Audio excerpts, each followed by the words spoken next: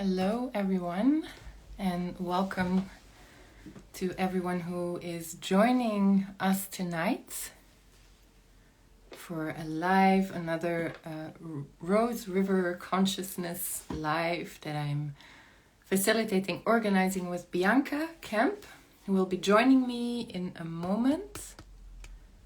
So if there's people joining, then let me know if you can hear me all right, if the sound is okay. And we're just waiting for Bianca to hop on so I can add her.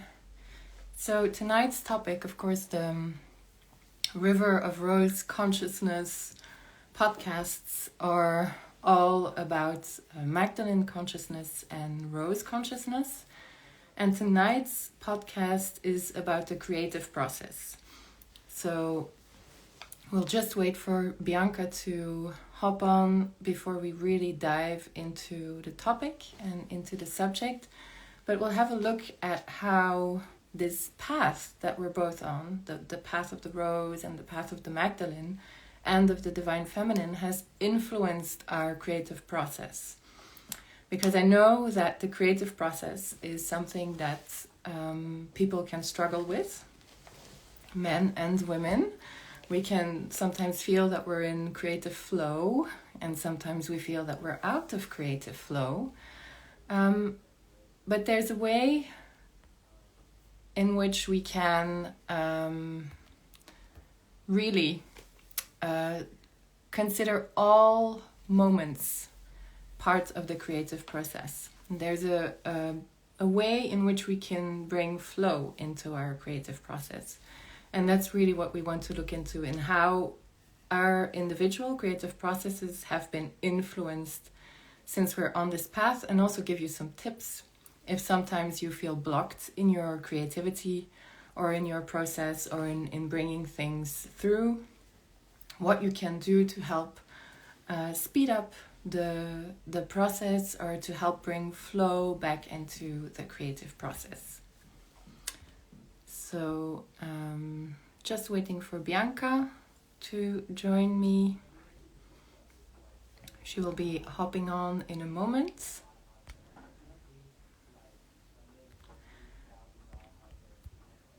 Okay, and in the meantime, you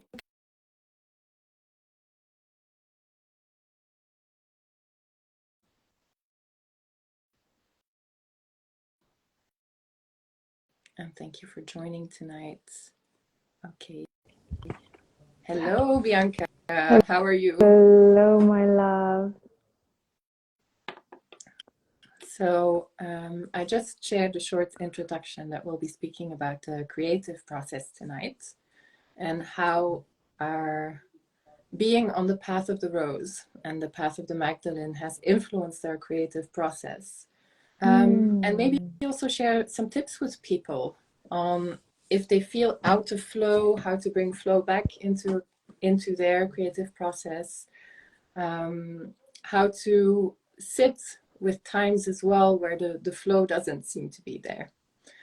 And maybe as an introduction as well, these series that we're doing with Bianca, the River of Rose Consciousness, are really a series of creative abundance.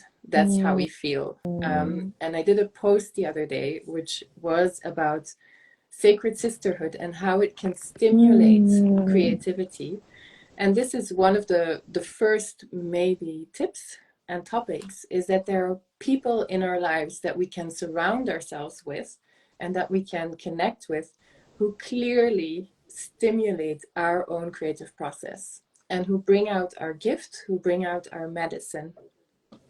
And that when we're in the presence of those people, that our creative process is amplified and that it becomes all the more fertile. So I think that's one of the first things that I'd share, is that there are people that we can help bring into creative flow, people that can inspire us and that can influence us, that can be sources of creative inspiration. And then there are people that really energetically stimulate our creative process. And I call them fountain women. Fountain women to me are women who are tapped into source, who are tapped into their divine inspiration, who share their gift freely and abundantly. And when you meet with another woman who is in this flow, in this state of being a fountain, of being a wellspring of inspiration and energy, then it just creates a greater flow. So there is benefit in sharing as well, because we always hear as well in the creative process that you should keep your creations secret, because other people might steal your creations or steal your ideas. And actually, with some people, this might be the case, but in some cases, it's so fertile to share, and it brings a lot to the creative process as well. So maybe there's something that you would like to share already on the creative process. Thank you, love. Can you see me okay? Yes. And hear me I can okay? see fine. Okay. Yes. Perfect. Absolutely. Okay. Wonderful. Thank you it's so good to be here with you, and thank you for already sharing those words. Obviously, we are these fountains for each other, because I think coming onto this call, it's like, I let the goddess of mystery come in and bring inspiration for it, and I already feel inspired just from those few words that you've shared and activated within me. So thank you. It's just like the prime example of exactly what you're talking about. So thank you, thank you, thank you. And I feel, just to take a moment and myself land into the space. I don't know if you've guided like a little Nope. arrival. We've just hopped on. That's all we've done. Oh, perfect. Okay. Do you mind if I guide us through just a few breaths to arrive here? Awesome. So thank you everyone for being here with us and tuning in. River of Rose Consciousness. Anise, thank you so much for also sharing in this space together. It's been such a blessing, and I'm so excited for today to see what reveals itself once more. And I'm just going to invite everyone who's tuning in to close their eyes. Just taking a few long, deep breaths. Slow inhale through the nose. And through the mouth, a very gentle and elongated exhale. And just a couple more like that as we harmonize into the space all together. As we attune into the frequency of this shared space, to the frequency of the rose, into the frequency of the heart. Just inviting all of our beautiful guides, ascended masters, the sisterhood of the rose that is and always present, protecting, guiding, sharing the space with us, in our hearts and around us.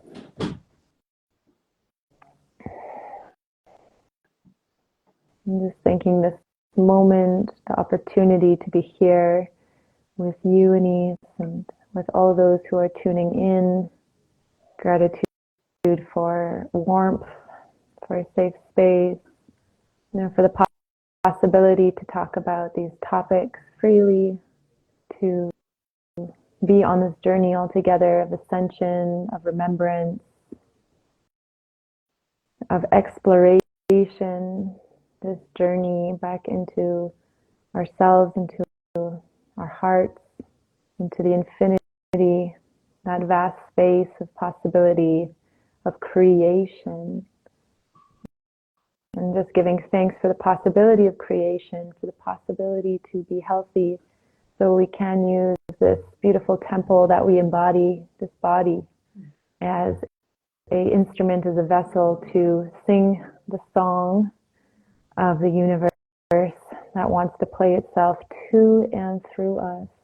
So just giving thanks that we get to be these beautiful instruments, and to have the opportunity to have the consciousness to purify ourselves and then attune to that vibration, that song that wants to play uniquely through me through you, through each one of us, so we can co-create a beautiful symphony of love, a symphony of peace, a symphony of expansion and love.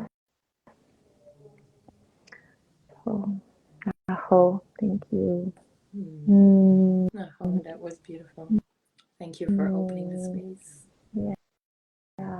And I think you said something in your opening meditation and invocation, the song that is uniquely ours. And I think that's important. Every one of us has a unique song, a unique tune, a unique vibration to share in this world. And it's important that we find that song and that we share it.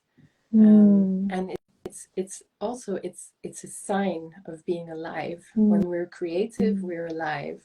Creativity is not something that is reserved only for artistic people or people who have creative jobs. But to be alive is to be creative.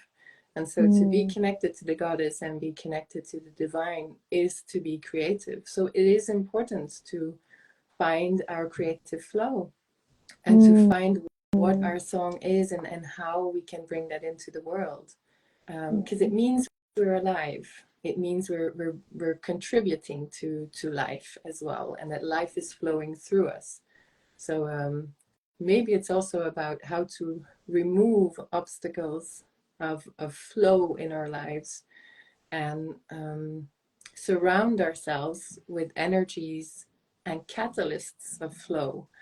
And these catalysts can be people, or they can be surroundings. There are spaces, there are places on this earth that stimulate us, that make us feel alive and that stimulate our creativity. There are energies that we can surround ourselves with also that help us be creative and be receptive and be in creative flow.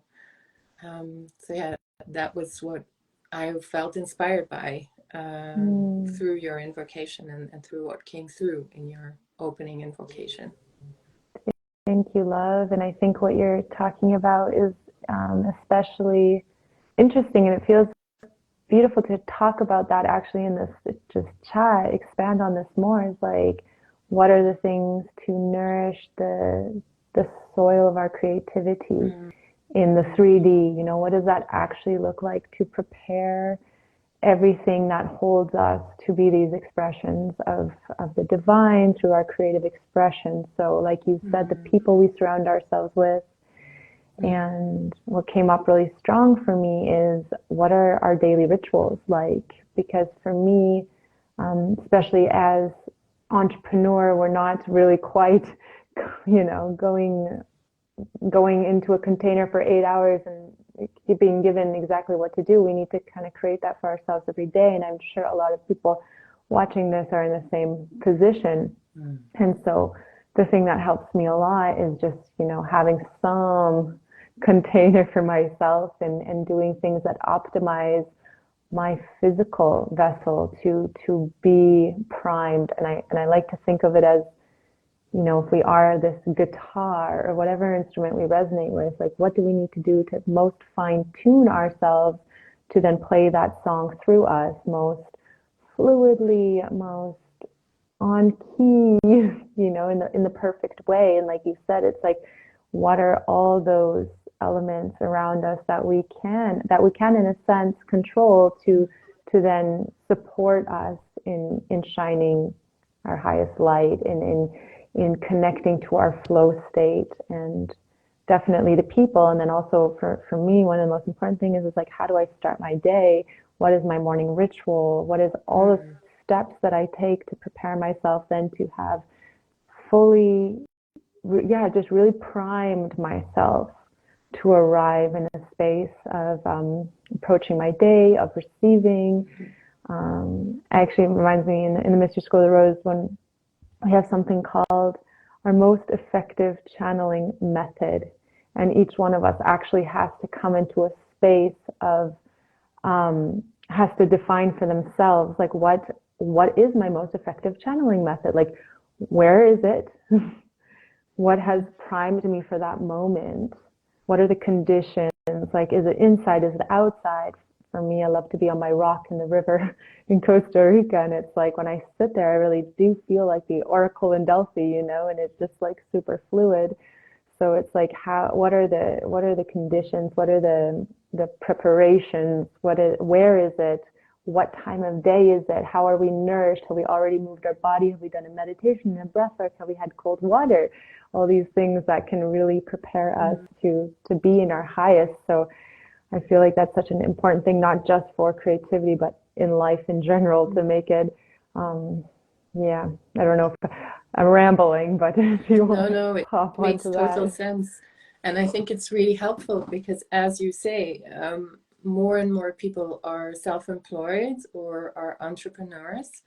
And many people don't really struggle with the creative process or the receiving ideas as such, but bringing them into being and bringing them into material being. And I think it is really important when you're self-employed, when you're an entrepreneur, to have some structure to your methods and to your day. No one else will tell you what to do. No one else will tell you what you need to put your effort in, how you need to work, and you need to create that structure for yourself. And as a creative being, these rituals are super important. It's really what anchors the energy of the day. And like you said, taking care of the body, what are you eating, doing some yoga in the morning. For me personally, I do a prayer in the morning, or I cast a circle, I cast the Magdalene wheel around me, and this creates just a space in which I can receive. And I think it's important that we see that as part of the work. It's not separate from our work, but we need to schedule actually time in for this to happen, for us to be in a receptive space afterwards and to create the work. So these rituals are super important, and I think it is very helpful for people because I also feel like there's this myth in the spiritual world, very much also enhanced by the law of attraction, and there is of course truth to the law of attraction. But it's not just meditating and sitting on a cushion and just waiting for things to come towards you.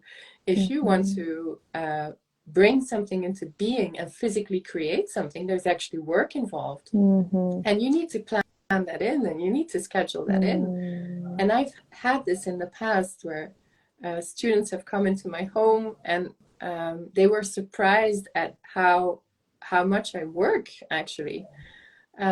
And it does take work to like physically create something, and having this structure and creating your own rituals is super important. Like what works for you, how you receive, to really find that before you start anything.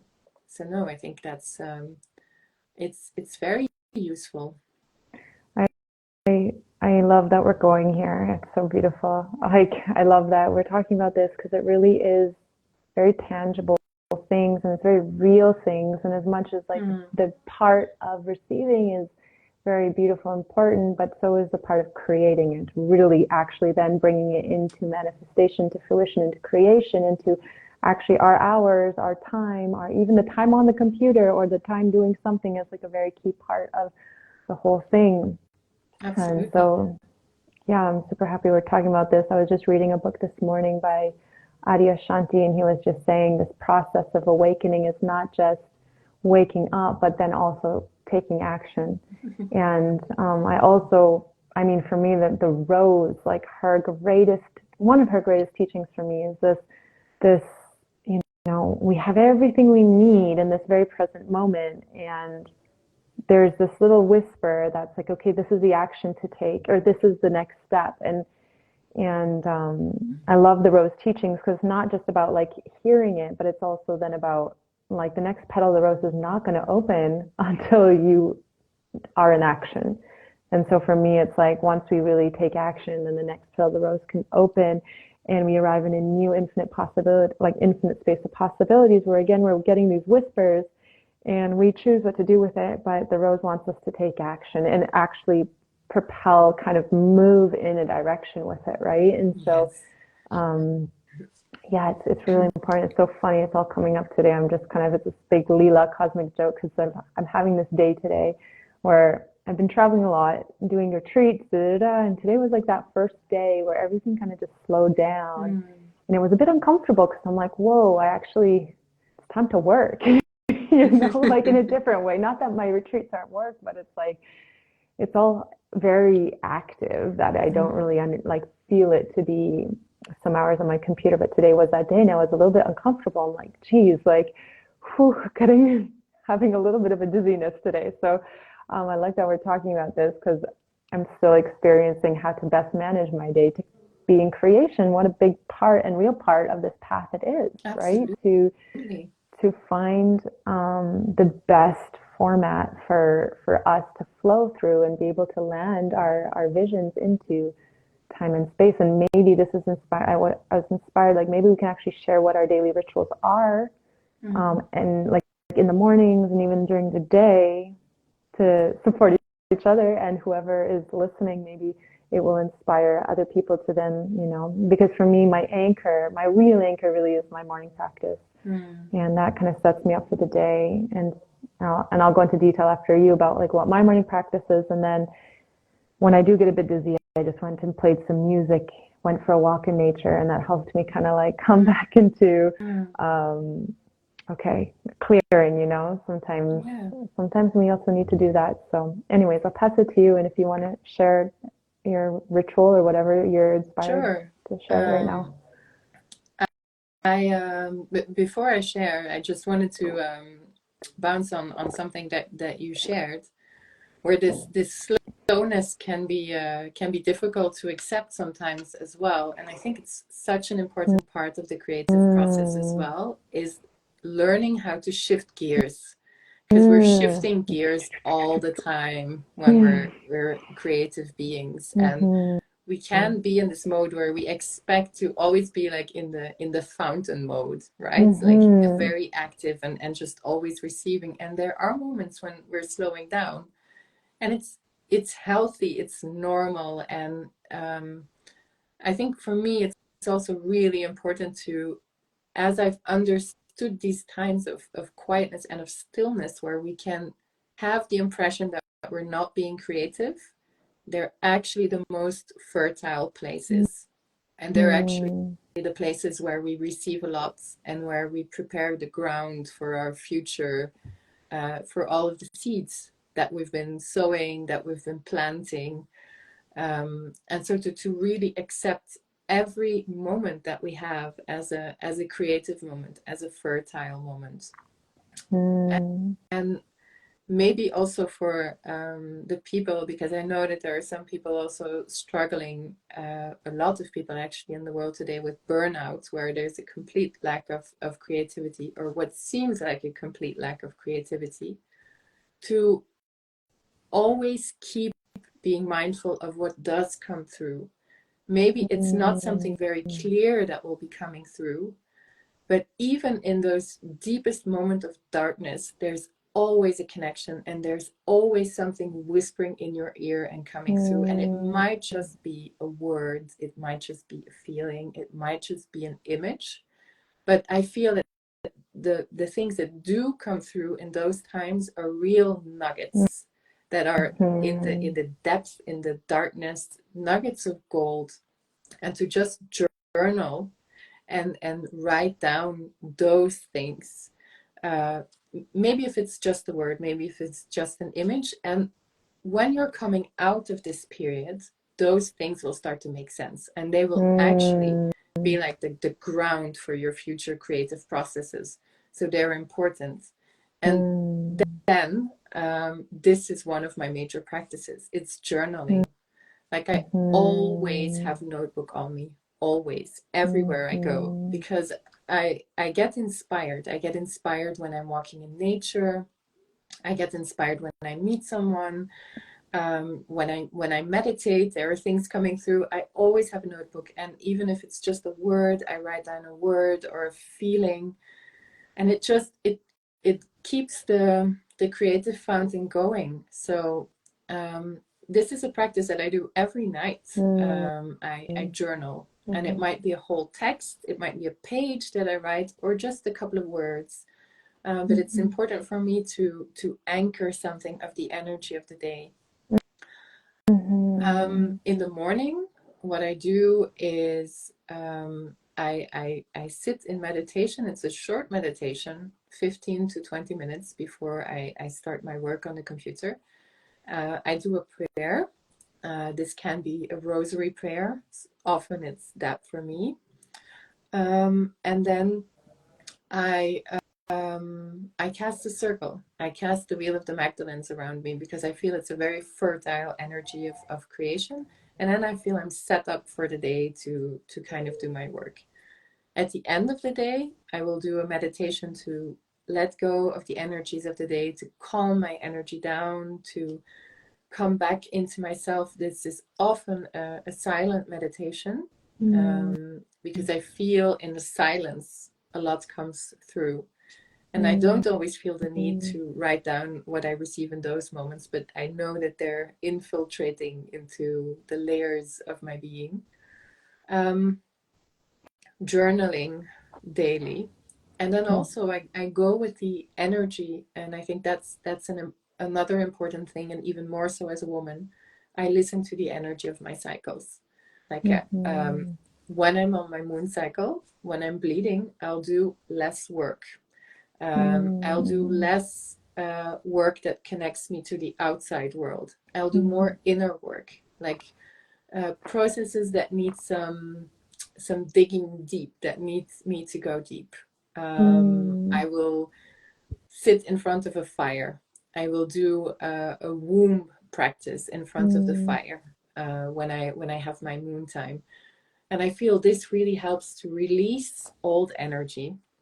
And as women, I think it's really important that we have this monthly practice as well, where we release the old and we create space in our womb space, our creative space, because the connection to the womb is so important for any woman who is creative and who wants to bring her ideas into the world.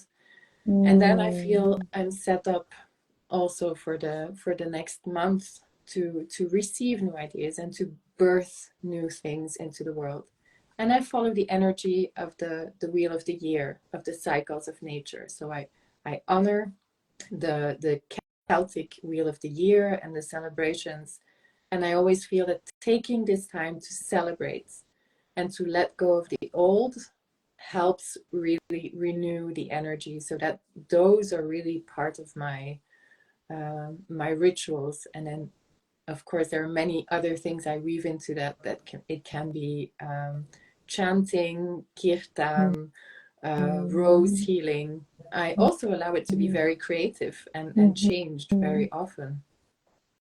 What's it like for you? What is it that gets you into flow, that brings you into a creative space every day?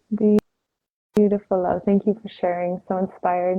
And one thing many things got activated by that, but one thing about the moon is like a practice that I love to do is after I finish bleeding is to do a yoni steam. And it sounds very similar to kind of the womb practice. It's just like this last kind of really deep clean and purification, so that womb space is fresh and receptive for the new cycle, for the new creativity to come through. So I love that. And it's like, it is so important. And I'm just finishing my moon. And as you're speaking, I'm like, wow, so much more compassion for perhaps a busier day where I was trying to be a little bit more on the outside world active. And I'm like, permission to maybe not be. So thank you for that reminder. That's good. So yeah, for me, like I said, my morning practice is everything. So I love waking up, and I have a practice where before I do anything is I just start to like feel gratitude and go through maybe at least 5 to 10 things that I feel grateful for. If you have a partner, you can just exchange words, and I do that with my partner. We just share with each other what we're grateful for before leaving the bed. And then wherever I am, if it's has a place of cold water, I will go and have a cold bath. And I'm in Germany, in Hamburg right now, and it's almost winter and it's super cold. So it kind of just like gives me this beautiful freshness. And then I'll do like a meditation. I do a Kriya yoga practice in the morning, and then I will read and journal. And like you, like journaling is a big part. It's almost like I'll begin with just kind of like dumping everything, whatever's in my mind, and then I'll write, "Dear soul, what do you want to impart with me? Or is there anything you want to share with me?" And at this point, I feel super connected. So I'm super just like here. And so whatever I say is actually very important and is a really big guide for me throughout the day. Sometimes it's like, "Take it easy today." And I'm like, "Oh, that's all you got for me today?" It's like, "Yeah, really, that's all I got for you." And I'm like, and that message kind of just rings with me throughout the day. And sometimes I have this whole kind of to-do of things that I just want to get done and created. And so that kind of comes through in that moment as well. And then, yeah, I have a workflow, sufficient time in nature. And yeah, so really the journaling, just similar to you, is like a very, very key part of anchoring my day for sure, because it's in that process of journaling that I'm like, get a very clear idea of like, what are kind of what's the theme? What are the actions, you know? And then on top of that is just like time in nature. So especially if it's a day on the computer a lot, breaking that up with going for walks, breaking that up with jumping into the river. If you have that, you know, possibility, or even just going for a walk around the block and getting fresh air, the sun is out, letting the sun nourish you, taking a moment and just like really letting, yeah, the sun kiss you, and remembering kind of the magic of our connection to Pachamama. You know, at the end of the day, we're kind of just an extension of that, with the capacity to work on this online quantum world. And nature almost wants to communicate through us in that process. I feel it's really important to just mix it up with nature. Sometimes I really like, I feel so blessed that I live beside a river, so that, you know, in the after a session, after time on the computer or something, I can just jump in and it's just like this, whew, okay, I'm back, you know, because it is stimulating in an interesting way. So those are kind of my things. And likewise, just to be around people who are also creating, you know, that can be very inspiring, very inspiring. And on top of that is, I love co-creations. And like you said at the very beginning, it's like, I mean, I love that we're doing this. This is feeding my soul so much and feeding my inspiration so much. And so, and also, actually, when we were together, this like whole download that we both received, that was like, it's time to give everything, not everything up, but everything to one another. Like everything that I embody, here it is.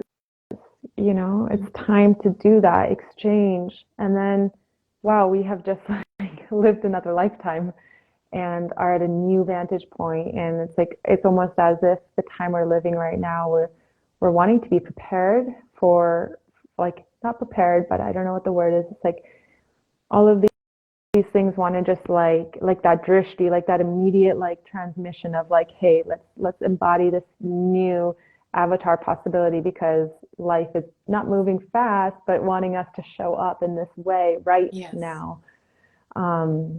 So these really sacred moments in sisterhood, this pollination of each other, inspiring each other, gathering regularly in a circle of avatars, your sister circle, or your counseling, having a mastermind, those types of things are so important.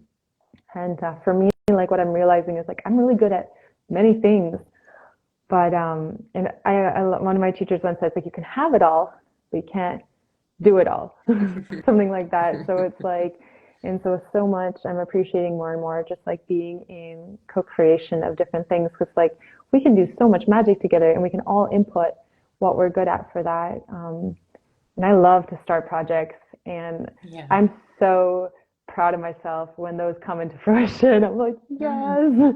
So what are we good at? How can we create teams around things? And yeah, anyways, pass it to you now. That's beautiful. I really resonate with all of that. I love the gratitude practice that you have in the morning and that you share with your partner. I think when it's shared with someone, it becomes something else as well.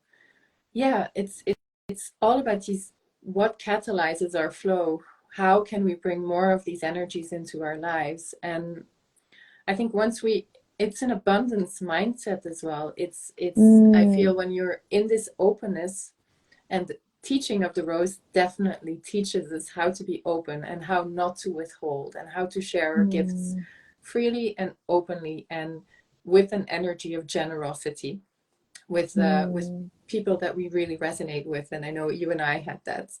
And when we can just give everything to another person, all of who we are, then it becomes so expansive and it becomes so abundant. And I feel that more and more of this is being created in the world, where we're actually stepping out of this old paradigm where we need to fear the other. And we're just like, no, actually, what we feel is that we want to share and we want to pollinate each other and we want some of our ideas to trickle out and go to other people. Because as you said, when we're in the state of being a fountain, we receive so much, it's too much for one person to bring into the world. And it's actually great when other people can connect to us and help us bring things into the world, or can be inspired by what we're bringing through or embodying, and create their own creations out of this field of abundance and this field of inspiration. And I feel that is what we're creating also by connecting and creating these networks where we support each other and we honor each other for what we're bringing through. And that's another important aspect of the creative process, is honoring people who are doing it and who are bringing through beautiful things, and recognizing that, because it helps recognize the same qualities in yourself. And then also allowing yourself to connect with these people and being open to new connections and new inputs and collaborations. I truly, really believe that it is not a time anymore to do things all alone by ourselves, that we need networks, and that this is how we bring more light into the world and more beauty as well. You talked a lot about your connection to nature, and of course I live in Glastonbury as well, in Avalon. I'm super inspired by the sacred sites here, and definitely these are places where I go to when I need inspiration as well.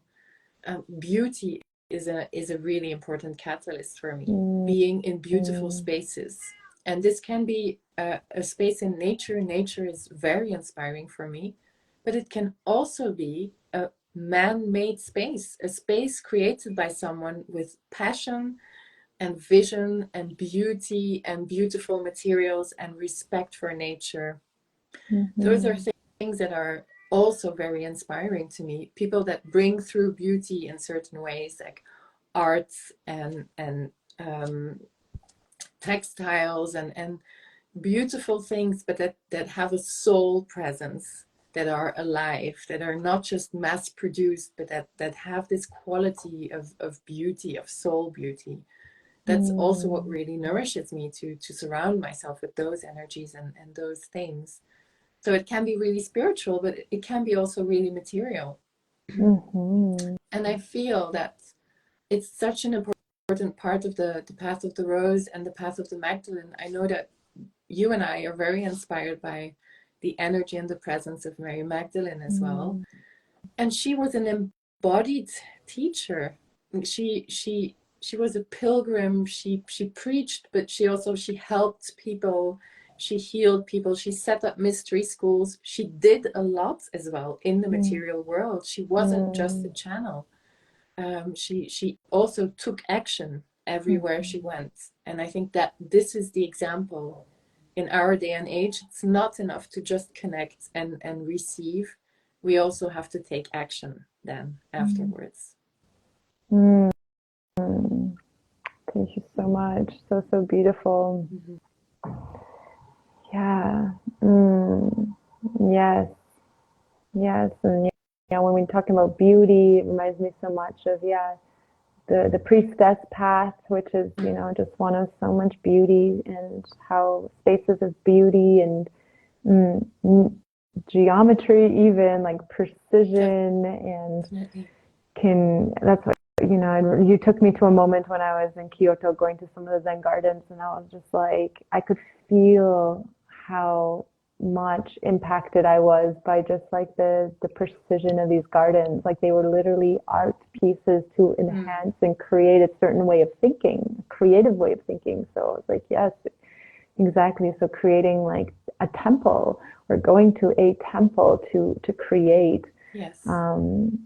Yeah. Also like just the idea of, opening up a space if you're about to enter into your workflow, like with a candle and smudge, and really like honoring it as a ritual, as part of your offering. It could be like maybe we have a different idea of what it means to do spiritual work. But today, like you said, it's different. Well, not different. It's the same as what Magdalene was doing, but maybe instead of, okay, this is a really hilarious example. I was last year, I did a pilgrimage with some sisters to the south of France, and I was continuing on until my sisters were going to go, I don't know, travel somewhere a few hours, and they had the opportunity to rent this really cute red car, and or walk, like honestly half a day, or take a bus, which would have also taken a very long time. And one of them was really keen. She's like, Magdalene would have, like there wasn't cars back then, so she would have walked. And then my other friend was just like, girl, if Magdalene had a red Corvette, she would be taking a red Corvette. That made me laugh so much because it's so true. It's like we just live in a different time, and so we have to imagine things completely differently. It's true. It's true. Yeah. We can take things too seriously and go too etherically, but actually, yes, Magdalene today would be on Facebook and on Instagram to share her message, because she would know that she could reach more people. And I think, yeah, we tend to hold ourselves back with these ideas. She did a lot for her time and in her time, so I'm convinced that she would have taken the car, absolutely. Oh, yeah. Yeah, I'm feeling excited about what we're talking about, and about just the realness of it. I think that's really important theme. It's just like this too is very spiritual. What do we define as spiritual? And those moments that we're actually in creation mode, when it is not that just the channeling, but like the part where we're actually like etching it into space time right here and now is also just even more important. Yeah. I don't know if we can stay on a little bit longer, but I wonder if there's another tool to be shared around. Okay, so there's this like, how do we create our days? How do we create spaces of beauty where we can receive? But is there any sort of feedback or advice we can share about how to then bring that vision into true manifestation as a completed project, or as a, and I know for you, like you've written a beautiful book. It's in a tangible form. It's being sold, as well as your mystery school.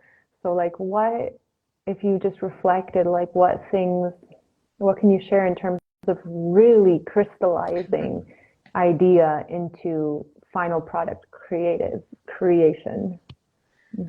Yeah, I think for me, it's prioritizing what you work on. And this can be a challenge if you're receiving 10,000 ideas a minute. And I know this is the case for a lot of creative people. And you really have to prioritize, like, okay, decide, this is what makes me most joyful. This is what is most alive and most vibrant within me right now. So I will start with this, and I will bring this into being, and then go on to other projects. But if you work on too many things at the same time, it gets watered down somehow. You can do multiple things, and I think this is the way of the feminine as well. We're always working on multiple things at the same time. We're multitaskers, but there's a limit to that. there's like a certain amount of projects we can carry, and it's important to be Mm-hmm. mindful of that. Mm-hmm. Also be mindful of when we need to let things go and let things die, Mm-hmm. echoing the cycles of nature. Sometimes the leaves need to fall. We need to shake our tree and let go of some things to create space for something new to come into being. So that's another important one. And there's no way around some practical things, like just scheduling things into your schedule. Like from Mm-hmm. this hour till this hour, I'm doing this, I'm working on this project, I'm writing, and just keeping yourself to that.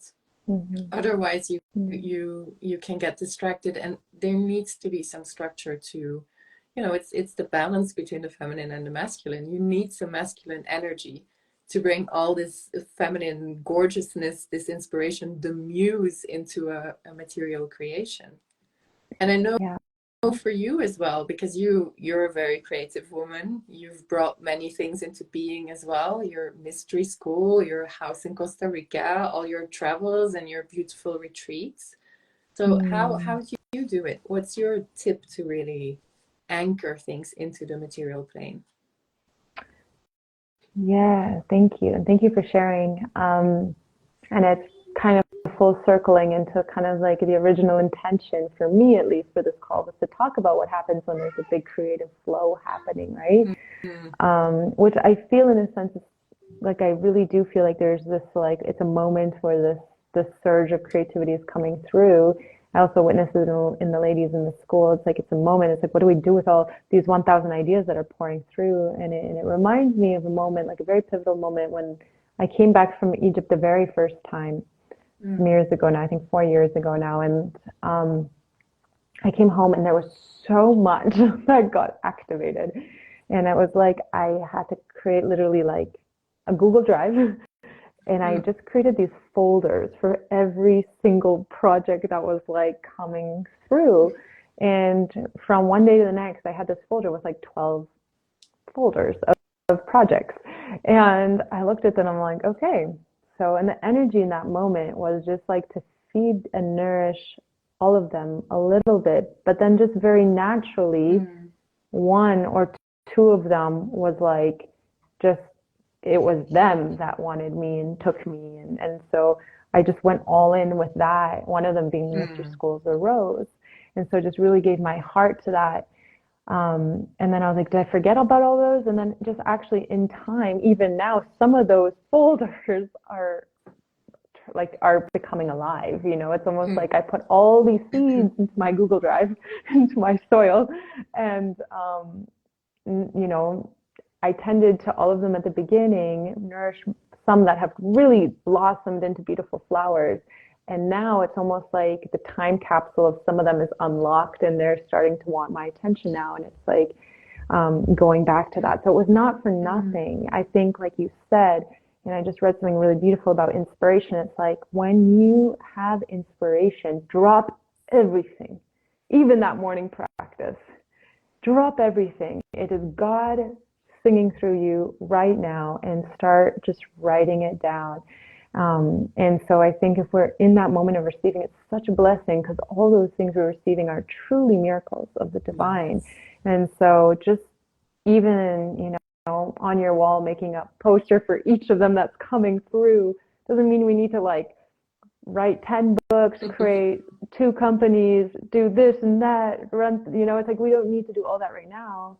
But maybe God just gave you a little foreshadowing of the next, 10 years. time period, 10 years, and maybe not. But, it is really like, I've learned so much to honor when there's that current that flows through you. And then I just read that in that book, and it reminded me so much. It's like, 'cause sometimes I'm like, oh, all these things all these ideas. Oh wait, I got to still do my 20 minutes of this, like my morning practice. And it's like, there's nothing more important. And actually that whole morning practice to prepare you to then receive that. So when it's already flowing through, just get that notebook out, start writing it. Absolutely. And I think there was like then the quote from maybe John Lennon or something. It's like, no, like when the words come through, you write that whole song and you don't get off the chair until the whole song has been written through you, so, and then that song, literally that song is one the songs of today are really like have so much reach. They can really transform people's lives. Yes. Like sometimes I just imagine people perhaps in a big city in their apartment listening to this conscious song on repeat and not really having so much impact. So literally songs of the new earth are so impactful right now.